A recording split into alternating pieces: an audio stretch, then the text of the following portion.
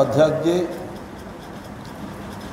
और इस कार्यक्रम में उपस्थित शोषित समाज दल के राष्ट्रीय अध्यक्ष और इस मंच पर शोषित समाज दल अर्जक संघ के सभी साथी क्रांतिकारी अभिनंदन के साथ उपस्थित भाइयों बहनें,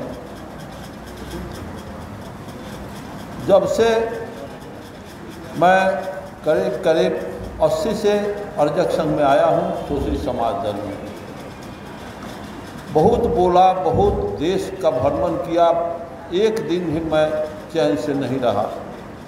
आज वहाँ कल वहाँ, आराम करने का फुर्सत नहीं।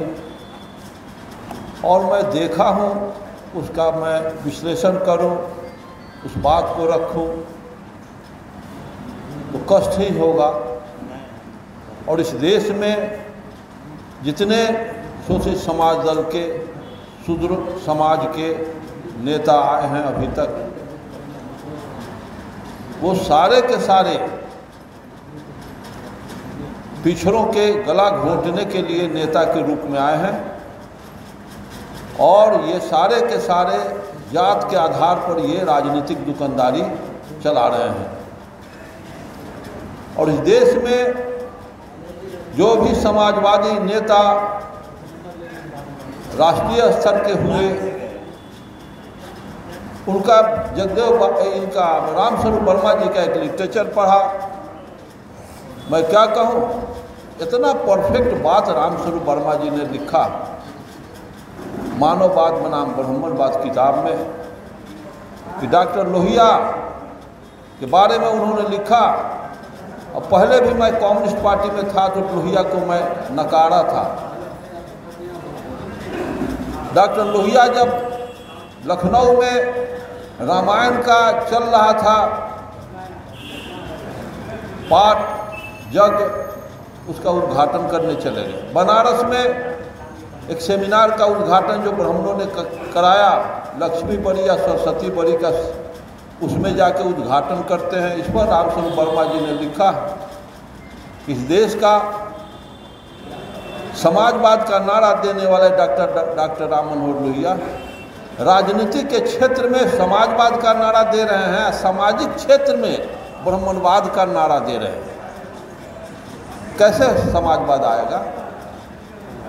राजनीति में समाजवाद का नारा और समाज में ब्राह्मणवाद का नारा, ये समाजवाद आने वाला नहीं है, ढोंग है, ये पाखंड का। इसी पर वर्मा जी, भारती जी, जगदेव बाबू जैसे क्रांतिकारी ज्ञानी महापुरुषों ने उनका विरोध करके अलग हो गए। इसके बाद भी मैं देखता हूँ, आज राष्ट्रीय अध्यक्ष अखिलेश बाबू और राष्ट्रीय अध्यक्ष हम लोग गए शोषित समाज दल के, यहाँ के नाम मैं नहीं कहूँगा, टिकट के लिए वहाँ उपेक्षा की दृष्टि से जो बात ली गई और जिस क्षेत्र का मैं देखा, मांग किया,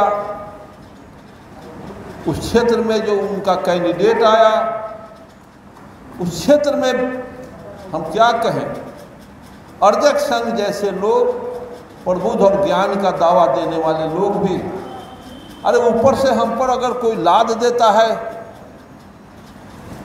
कोई असामाजिक व्यक्ति को, हम उसको लाइक कर लेंगे। जो गला से नीचे उतरने के लायक कैंडिडेट नहीं है, उतारा गया।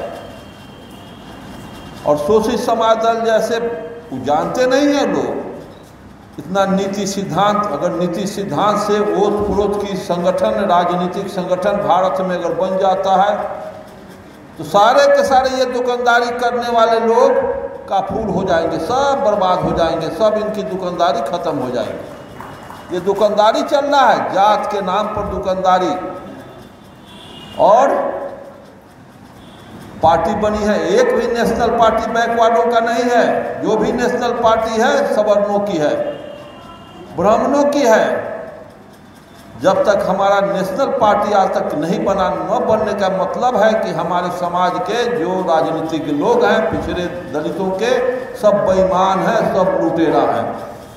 और ये लोग आरएसएस के ए टीम है कांग्रेस, अब बी टीम है सारे बैकवर्ड के लीडर लोग हैं, सब बी टीम है। ये आरएसएस से अलग ये लोग नहीं हैं। हम कह रहे हैं शोषित समाज दल के नीति के आधार पर, जिसको वर्मा भारती जी ने लिखा है, भारत में नेताओं की जरूरत नहीं है, नीति की जरूरत है। भारत में अगर भारत का एक एक नेता मर जाते हैं तो भारत का एक पैसे का नुकसान नहीं होगा। इस देश का एक एक नेता मर जाता है तो भारत का नुकसान नहीं होगा। अगर नीति नहीं हो तो देश चौपट हो जाएगा। नीति है तो कम पढ़ा लिखा आदमी नीति पर चल के राष्ट्र का भला कर सकता है। अगर नीति नहीं है तो सारे नेता एक होकर के भी राष्ट्र का भला नहीं कर सकते हैं। भारत के अगल बगल में भारत से 7 गुना बड़ा, 3 गुना बड़ा देश नीति के आधार पर दुनिया का सुपर पावर, जो पूरा अफीमची बना हुआ था, पूरा अफीम में डूबा हुआ चाइना दुनिया का सुपर पावर बन गया।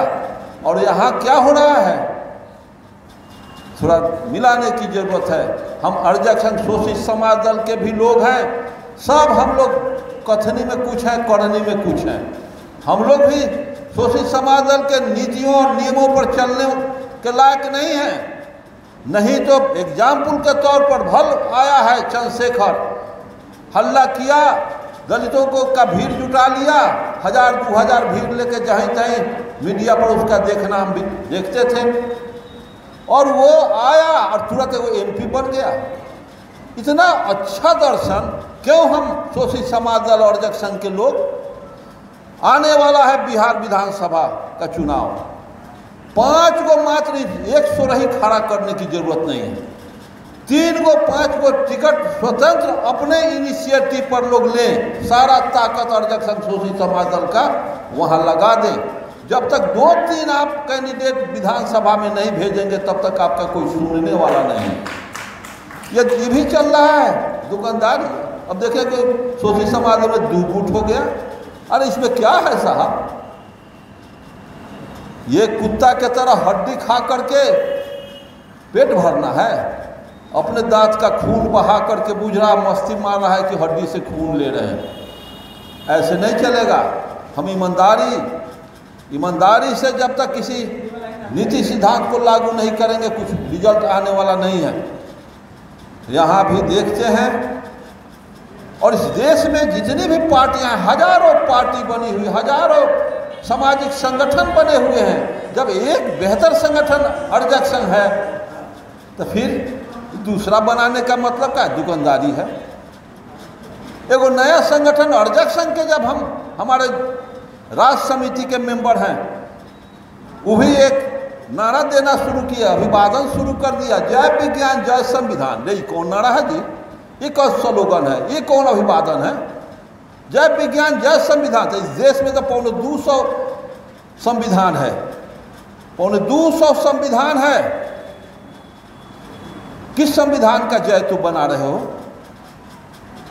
पाकिस्तान का अलग है, बांग्लादेश का अलग है, बर्मा का अलग है, चीन का अलग है, रूस का अलग है, भारत का अलग है, नेपाल का अलग है। सारे दुनिया के जितने देश हैं सबका अलग अलग संविधान है।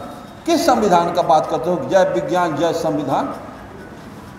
और उसी नारा को अर्जक संघ के लोग लगाते हैं। अरे दुनिया में जो अर्जक संघ का एप्रोप्रिएट नारा है जय अर्जक, अरे पूरे दुनिया के कमेरों का अभिवादन चल रहा है।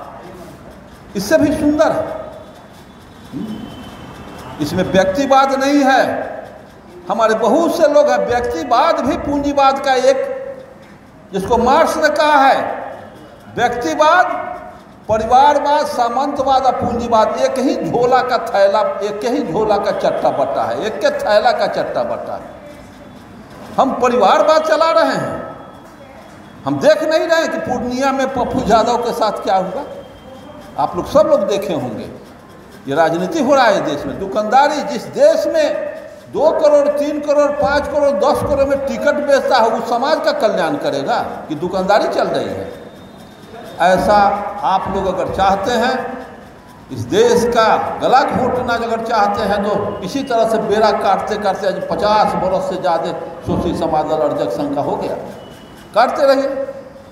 अरे हमको लेसन लेने की ज़रूरत है, सीख लेने की ज़रूरत है।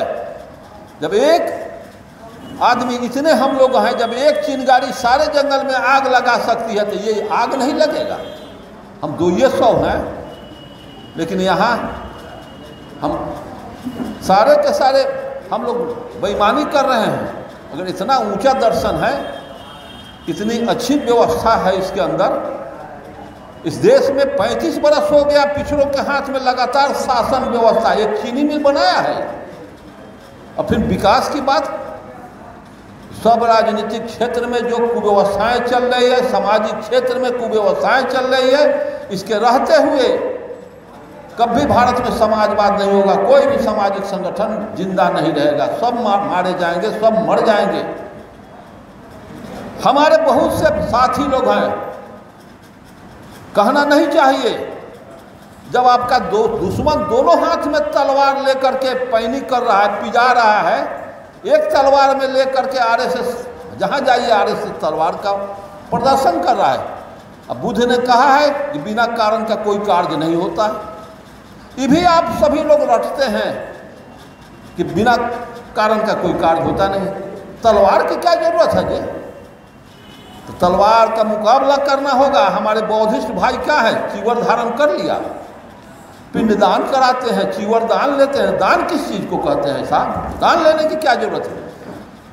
इन लोगों को भी समाज में संगठन बनाने का शिरकत करना चाहिए। और ये लोग भी कटाएंगे, और 90% बैकवर्ड कोई लोग फिर बौद्धिस्टों को कटाएंगे और कटवाएंगे। आज ऐसी स्थिति में मैं देखता हूँ, अरे ये सब क्या ड्रामा चल रहा है? सब रोजी रोटी का धंधा सारे लोग किए जा रहे हैं। कौन संगठन, कौन भारत में एक एक संगठन भारत के मानववादी विचार को दफनाने के लिए भारत में आरएसएस सारे के सारे लगा हुआ है। एक नया नियम बना रहा है, देश के अंदर समस्या पैदा किया जा रहा है। एक समस्या का निपटारा यहाँ का 90% बैकवर्ड कर रहा है, तो दूसरी समस्या लाद दिया जा रहा है, तीसरी समस्या लादा जा रहा है। इस समस्या में उलझा हुआ बैकवर्ड है। इसलिए समस्या से निकलने का हम लोग क्षेत्र में जब तक जाके अपने लोग को सोची समझ दो। अगर जगदेव बाबू को और रामस्वरूप वर्मा अम्बेडकर को जिंदा देखना चाहते हैं तो 5 क्षेत्र का चुनाव कीजिए। अभी से सैकड़ों आदमी लगे, 5 क्षेत्र में 100 आदमी लगे, और वहाँ के अपने दलित पिछड़ों को जगाने का काम करें कि भाई ऐसे नहीं होगा। 30 बरस 35 बरस से देख लिया, आपके बैकेवाड के हाथ में सत्ता 35 बरस से चल रहे हैं, क्या हुआ? कोई परिवर्तन, कोई सुधार? ऐसे नहीं होगा। पूरा भारत का खजाना बिका हुआ है, एक एक आदमी पर सवा लाख रुपया कर्ज है। ये सब देखने के बाद सभी लोग देखते हैं और हम लोग ये रिहर्सल कर लेते हैं। इसलिए मैं चाहूँगा कि इस माध्यम से मैं अपने समाज को एक संदेश के तौर पर मैं रख रहा हूँ कि हम आने वाला इलेक्शन में हम ऐसा सिलेक्शन करें कि हमारा कैंडिडेट कम से कम 2-4 को कैंडिडेट निकले। उसके लिए अभी से फील्ड वर्क करना जरूरी है। इन्हीं शब्दों के साथ मैं आप तमाम श्रोताओं का, मंच पर नेताओं का आभार व्यक्त करते हैं। साथियों, नेशनल जनमंच को सब्सक्राइब करें, साथ ही बेल आइकन की घंटी को बजाएं।